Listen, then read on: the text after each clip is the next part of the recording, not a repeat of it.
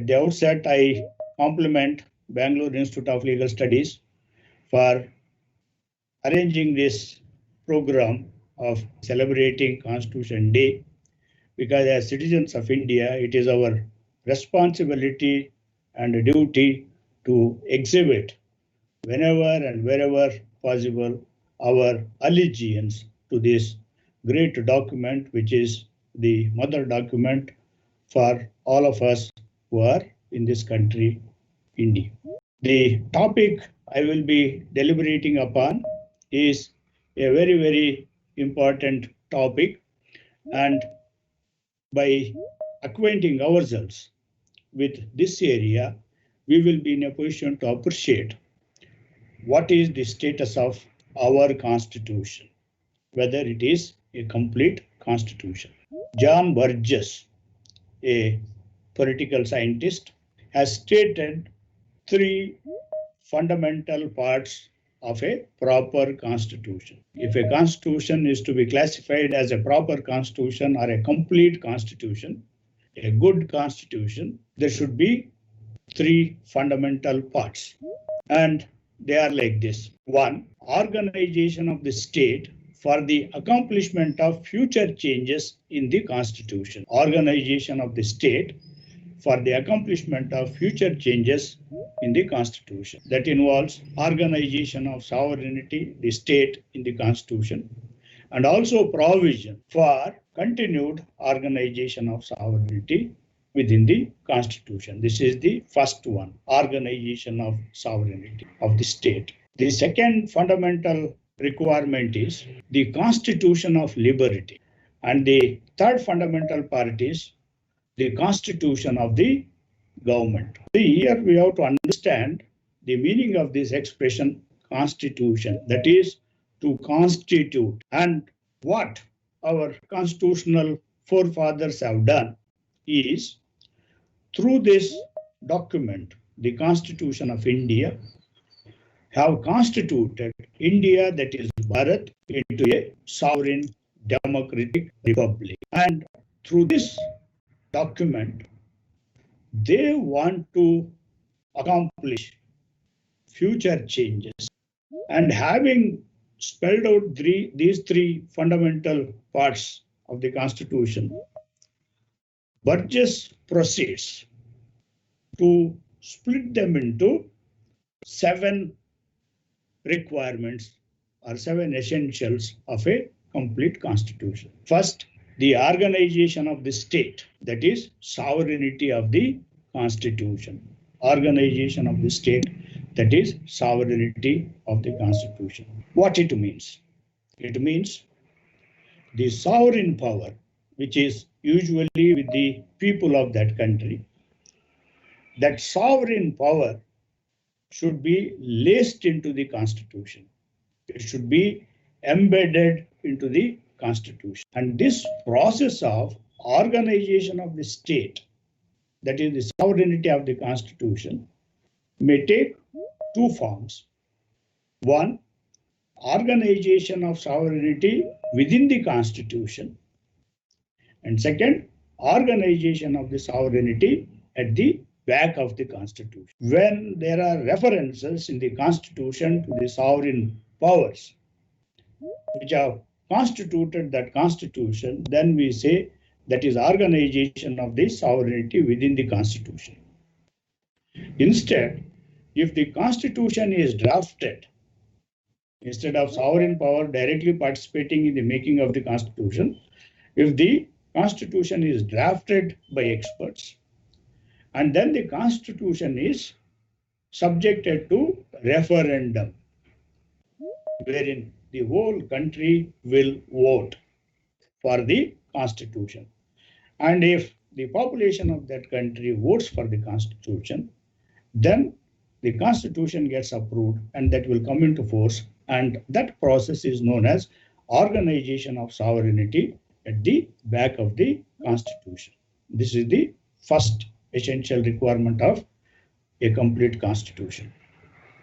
The second essential requirement of a complete constitution is the continued organization of sovereignty within the constitution. continued organization of the sovereignty within the Constitution. By this requirement, what he means is it is a provision for amending the Constitution. A Constitution is a living document. It should be an organic document.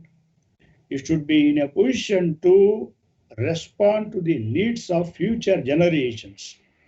Not only the generations which frame the Constitution, it should address the needs of the nation in future time also. There should be a provision within the Constitution wherein the Constitution will be amended to make it responsive to the needs of the society. And for this purpose, an amount of constitutive power, that is the sovereign power, will be vested in a body that is ordained under the Constitution for the purpose of amending the Constitution in a limited way. And we have to remember that whenever the Constitution is amended using that constitutive power, it is that element of sovereign power that is used in amending the Constitution.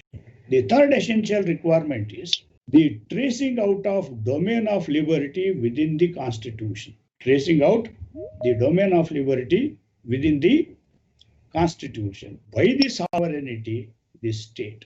See, in any country, if it is a country to be worth living, there should be freedom available, civil liberty available to the individuals. And this civil liberty, what we call as fundamental rights, if that is guaranteed to the people through an ordinary legislation, an act of parliament, it can be taken away by passing another act of parliament, or it can be taken away by repealing that act of parliament which gave that Bill of Rights to the people of that country. So for that reason, a good constitution, what it will do is it will trace the domain of liberty within the Constitution. The sovereign power which has constituted the Constitution itself will earmark the domain of liberty that should be available to the people in that state. And this is done by the sovereign power itself, so as to keep this domain of liberty beyond the reach of any power holder, so that it will be protected eternity for eternity, as long as that Constitution lasts. That is the third requirement. The fourth essential requirement of a complete Constitution is the guarantee of civil liberty ordinarily against every power except the sovereignty organized within the Constitution. So this domain of liberty, which is traced in the Constitution, is guaranteed against every power except the sovereignty organized within the Constitution.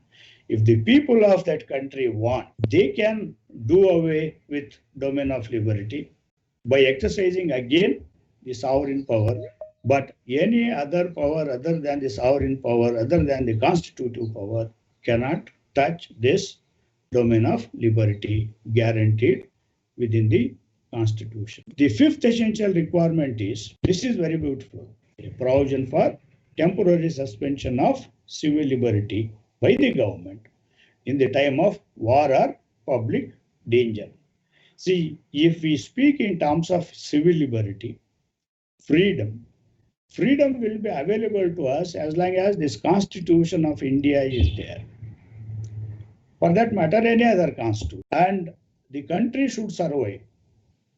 The Constitution should survive.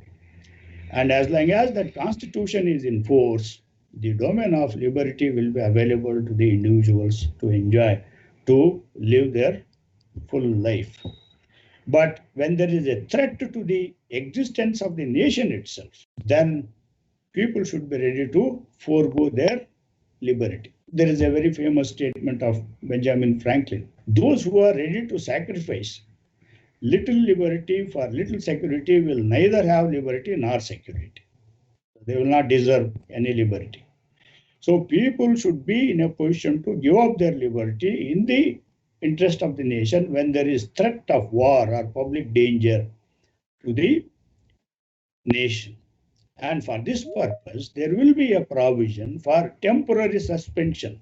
Otherwise, once that phase is over, phase of emergency or war is over, again the liberty will be restored, and there will be very, very clear conditions in the Constitution about the provision enabling suspension of liberty in a temporary manner. The sixth component is organization of the government within the Constitution by the sovereignty, the state. Organization of the government within the Constitution.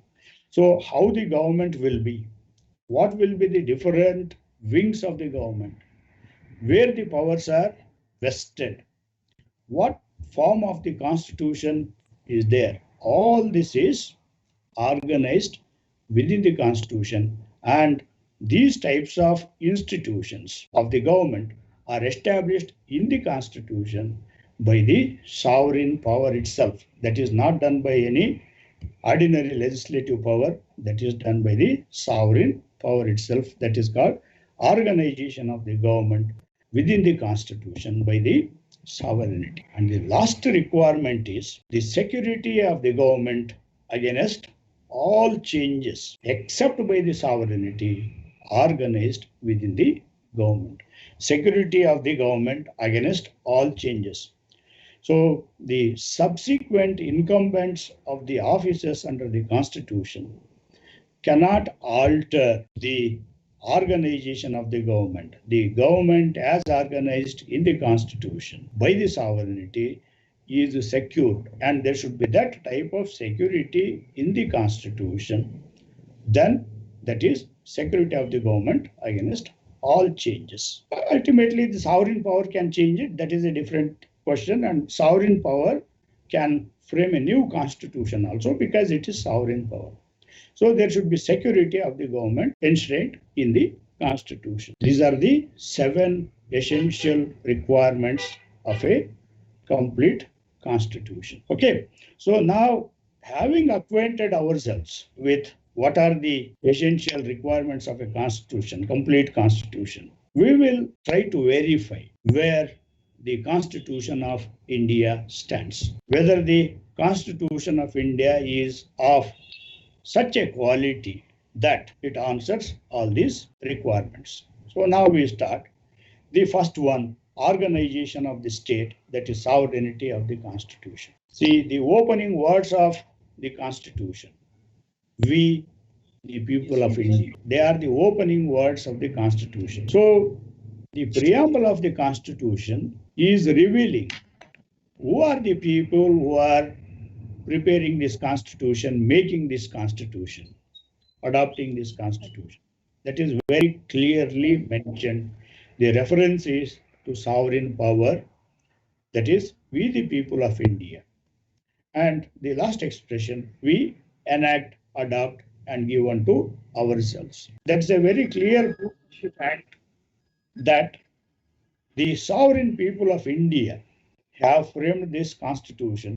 And the last article in the Constitution, Article 395, it is about repeats. Article 395 states that the Indian Independence Act 1947 and the Government of India Act 1935 are hereby repealed. These are the enactments enacted by the British Parliament. A simple question arises whether the laws enacted by British Parliament can be repealed by the Constituent Assembly or the people of India. There is a technique here. Once India has become independent because of the Indian Independence Act, it becomes a sovereign power. So if another sovereign power has legislated about this sovereign power will have the ability to repeal, annul that law made by a foreign parliament.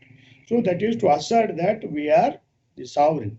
So this goes to prove that there is organization of sovereignty within the Constitution. As students of law, we should appreciate these niceties that are adopted, these techniques that are played by our great constitutional forefathers. So the Indian Constitution answers this first requirement, organization of the state, that is sovereignty of the Constitution. The second requirement, continued organization of sovereignty within the Constitution. And here we have to make reference to Article 368 of the Constitution.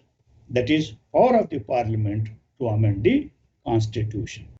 When the constitution was made, the constitutional forefathers contemplated that there may be situations wherein the constitution has to adapt itself to the changing needs of the society and provide for whatever that is required by the nation. For that purpose, they have inserted this Article 368, giving a small amount of constitutive power to the parliament. See, we have to understand, parliament when sits to make legislations, it will be exercising ordinary lawmaking power. But when the same parliament sits to amend the constitution, it will be exercising the constitutive power. Power that went into making of the constitution is known as constitutive power. So the parliament will be exercising that small amount of constitutive power that is given to it under Article 368.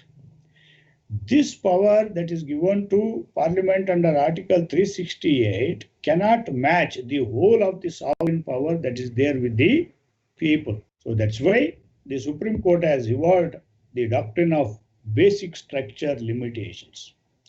What the whole sovereign power has decided cannot be touched. That basic structure of the Constitution cannot be touched by the Parliament using its limited constitutive power. Limited power cannot undo what the total power has done, that is the equation. And this doctrine of basic structure limitations was initiated and evolved in the case of Keshavananda Bharati and subsequent cases.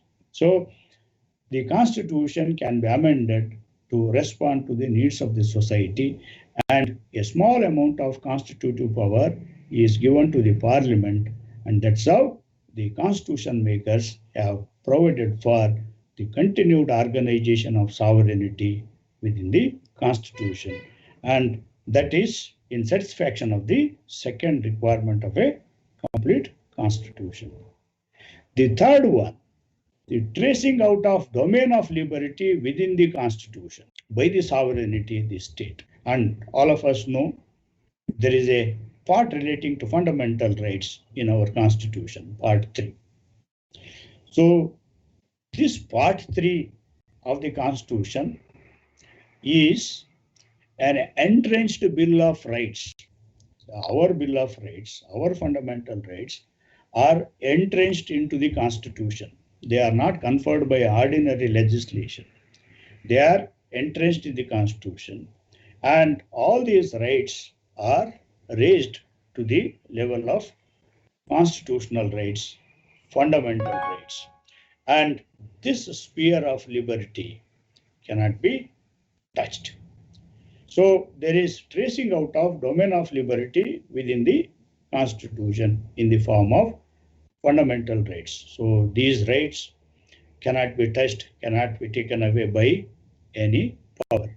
That takes us to the fourth requirement, the guarantee of civil liberty. The formula in the Constitution is this domain of liberty is protected against every power except the sovereignty organized within the Constitution. So part 3 is available to all of us, and no power can deny the people of India this domain of liberty that is carved out by the constitution makers in the constitution, that is by the sovereign power. But the sovereign power can meddle with this domain of liberty. That takes us to the fifth essential requirement of a complete constitution, that is provision for the temporary suspension of civil liberty by the government in time of war and public danger.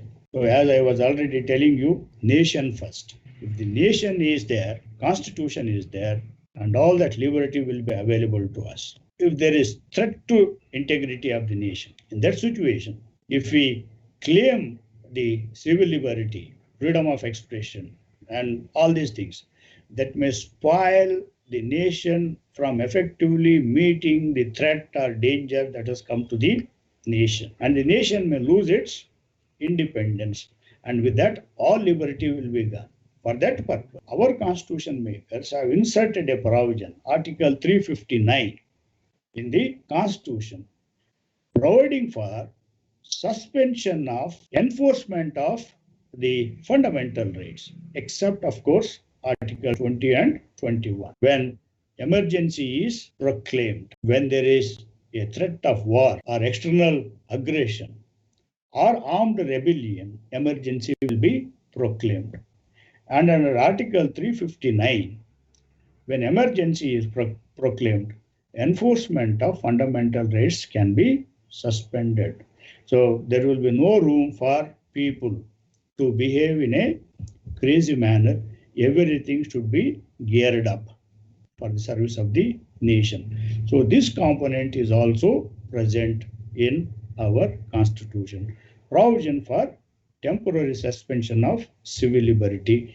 Who has decided that there should be provision for temporary suspension of civil liberty? It is the sovereign power which has decided this. In the national interest, the sovereign power has decided we should be temporarily, we should be ready to temporarily forego our civil liberty. The next requirement, sixth requirement, is very important. Organization of the government within the constitution by the sovereignty, the state. How the government is organized within the constitution. This is done by vesting different types of powers with different wings of the government. Article 53 of the constitution vests the executive power of the union in the president. All executive power of the union is vested in the office of the president. And there is a provision that there shall be a council of ministers to aid and advise the president in exercise of his functions. Article 74. So executive power is vested in the president. There is a council of ministers to aid and advise the president as ordained in the constitution. The expression used is there shall be a council of ministers. It is a must that always, including a caretaker council of ministers, always there shall be a council of ministers to aid and advise the president. Article 79 provides that there shall be a parliament for the union. So always there should be a parliament for the union. There shall be a parliament for the union. Article 124 speaks in terms of the Supreme Court. There shall be a Supreme Court. And similar arrangements are made at the state level also. So what is this? What should be the organization of the government is provided by the Constitution itself. All is provided in the Constitution. And the different types of powers, state powers, are vested in different wings of the government by the Constitution itself. It is not, there is no way by passing laws they can increase their powers or they can curtail the powers that are belonging to the other wings of the government. That is all not possible because the whole power equation is completely structured in the Constitution. And this power is to be exercised as per the procedure that is contemplated within the Constitution. That is organization of the government within the Constitution. The seventh essential requirement of the Constitution is very, very important again because it speaks in terms of the security of government against all changes, except by sovereignty organized within the Constitution. The security of the government against all changes. So this government that is organized in the Constitution, it should be there for eternity. It is secured against any changes. If the sovereign wants, sovereign can make that change. Otherwise, no one else can change the government as it is organized under the Constitution. We have a parliamentary form of government. This cannot be changed except by the sovereignty. As long as this Constitution is there, this is a parliamentary form of government. It is a republican form of government. It is a democratic form of government. And the form of this Constitution is a federal constitution.